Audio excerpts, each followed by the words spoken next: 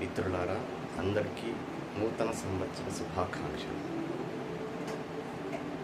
ఈ సంవత్సరం మీకు అందరికీ మంచి జరగాలని కోరుకుంటూ మీ డాక్టర్ ఆదినారాయణ. ఈరోజు నుంచి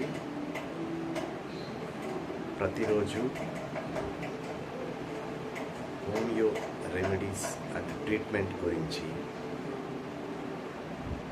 మీకు సమాచారాన్ని మరియు సలహాలు మరియు మంచి ట్రీట్మెంట్ రెమెడీస్ మీతో పాటు డిస్కస్ చేస్తాను.